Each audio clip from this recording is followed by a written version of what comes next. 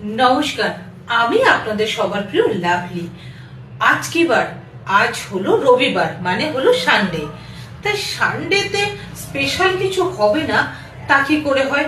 Sunday মানেই তো special recipe হবে আর একটা জমিয়ে খাওয়া দাওয়ার আড্ডা হবে। সেটা বাঙালিদের অন্তত একমাত্র কাম্য বলতে পারি, কারণ বাঙালি ছাড়া খাদ্যরসিক খুব কম মানুষই আছেন। ঠিক আছে, তাহলে আজকের লাভলি চুলি কিচেনে সানডে ধামাকা কি আছে না, মাটনের রেসিপি। চলুন আজকের এই মাটনের রেসিপিটা কিভাবে বানিয়েছি আপনাদের সাথে শেয়ার করে। আজ রয়েছে মাটন, তাই প্রথমে মাটনটাকে ভালো করে ধুয়ে নিয়ে এতে সামান্য পরিমাণ একটু দই মিশিয়ে দিলাম একটু মিট মশলা আর একটু আদা রসুনের পেস্ট। এখানে প্রায় আমি 500 গ্রাম মতো মটন নিয়েছি, সেই বুঝে আপনারা পরিমাণটা দেবেন। দিয়ে দিলাম সামান্য একটু নুন আর লাল লঙ্কার গুঁড়ো, এটা কাশ্মীরি মির্চও দিতে পারেন আর এমনি লঙ্কার গুঁড়োও দিতে পারেন। দিয়ে দিলাম পরিমাণ মতো একটু হলুদ। এবার সামান্য একটু সর্ষের তেল এটাতে অ্যাড করলাম, দই দেওয়া আছে তাই জন্য বেশি দেব না। এবার এটাকে ম্যারিনেট করে আধা ঘন্টা থেকে 1 ঘন্টা মতো রেখে দিলে একটু ভালো হয়। সবসময় জানবেন যে ম্যারিনেট করার পরে যতক্ষণ রাখবো ততক্ষণই ভালো। ব্যাস, এবার গ্যাস জেলে আমি রান্নার প্রিপারেশনটা শুরু করব। প্রথমে কড়াই গরম করে এতে দিয়ে দিলাম তেল, সেখানে সর্ষের তেলই আজ আমি দিয়েছি। এবার আলুটাকে ছোট ছোট করে কেটে নিয়েছি, খুব বেশি বড়ও করিনি খুব বেশি ছোট করিনি, কারণ এই মাটনটা আমি প্রেশার ছাড়াই করব। তো এই জন্য আলুটাকে একটু ভালো করে ভেজে নিলাম, দেখতেই পাচ্ছেন একটু হালকা লাল করে ভেজেছি, খুব বেশিও ভাজিনি কারণ পরে এটাকে মাংসের সাথে সেদ্ধ করব। এবার গোটা গরম মশলা এখানে রয়েছে দারচিনি, লবঙ্গ, ছোট এলাচ আর গোলমরিচ, এটাকে দিয়ে এর মধ্যে কেটে রাখা পেঁয়াজের টুকরোগুলো আমি দিয়ে ভালো করে ভাজবো। এইবার সেটাকে দিয়ে ভালো করে নাড়াচাড়া করে নেব। এই মাটনটা একদম প্রেশার ছাড়াই বানিয়েছি, এটাকে ভালো করে কষাতে টাইম গেছে, একটু ধৈর্য ধরে কষালে প্রেশার ছাড়াও রান্নাটা করা যায়। তো পেঁয়াজটা লাল হওয়া পর্যন্ত মোটামুটি ভাজবো। এবার এর মধ্যে একটু তেজপাতা দিয়ে দিয়েছি, তেজপাতার একটা আলাদা গন্ধ থাকে, তাই জন্য আমি মাঝে মধ্যে একটু তেজপাতাটা ব্যবহার করে থাকি।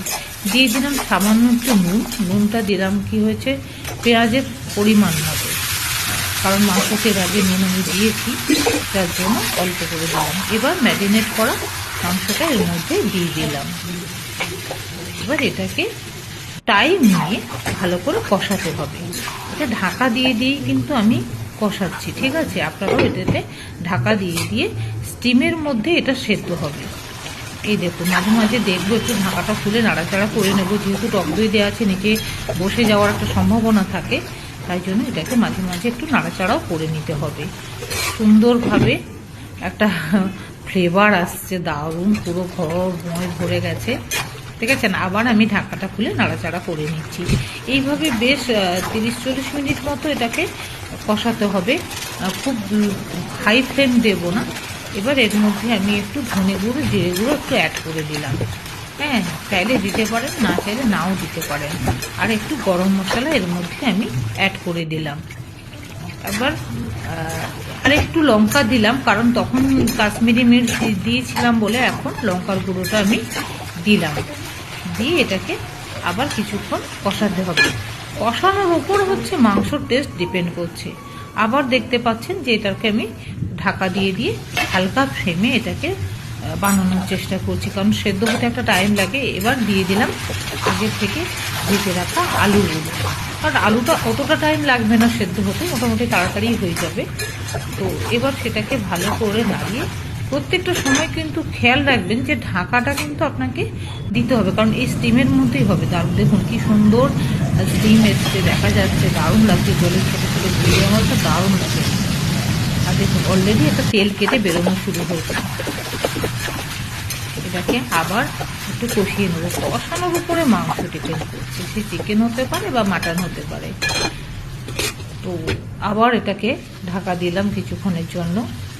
তো দিয়ে সামান্য একটু এর মধ্যে আমি ঘি অ্যাড করেছি, খুব সামান্য, চাইলে দিতে পারেন, না চাইলে নাও দিতে পারেন।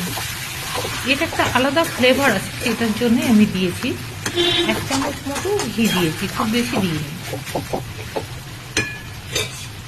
দেখুন কি সুন্দর তেল কেটে বেরোচ্ছে। ওয়াও, কি সুন্দর স্টিমটা উঠছে। তো এটা যাতে লেগে না যায়, এবারে ঘন ঘন নাড়াতে হবে এটাকে।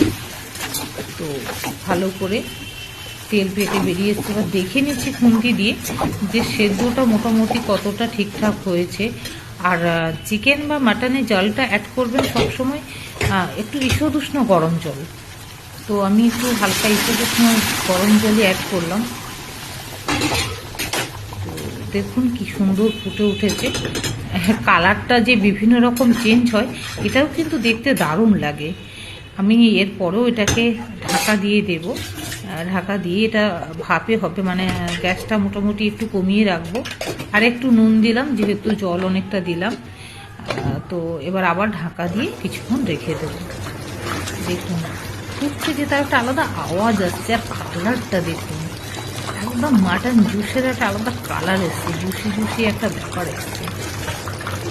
আর আওয়াজটা এত সুন্দর হচ্ছে, ফোটার আওয়াজটা দারুণ। রান্না একটা কালারফুল যে ব্যাপার। তাহলে রেডি গরম গরম সানডে স্পেশাল মাটন।